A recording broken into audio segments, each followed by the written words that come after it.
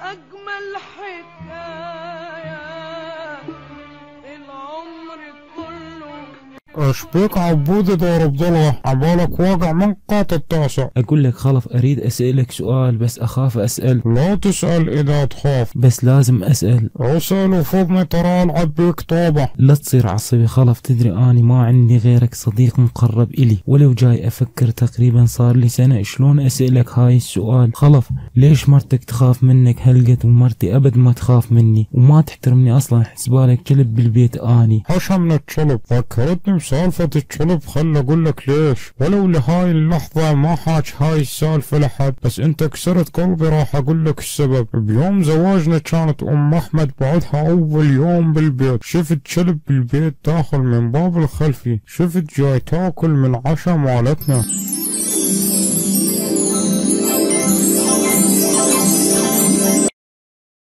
ولك ايا كلب ابن الكلب، اليوم العن والدك جاي تاكل من عشا مالتنا.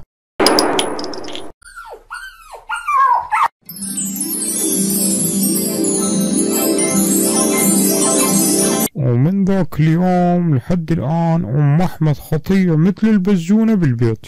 والله خوش فكرة هاي، اجربها بالبيت عسل ولعل تخاف مني مارتي ام جمعة.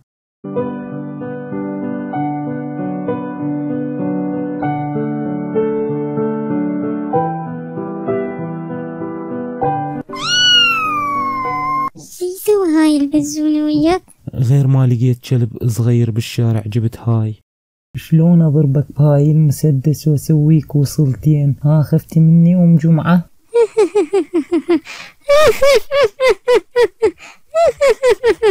ليش تضحكين؟ انت من كل عقلك جايب بزونة حتى تضربه قدامي حتى اخاف منك، ولك اني غسلت ايدي منك من شفت مسوي حساب فيسبوك باسم ابني، روح منا اكو فسوة.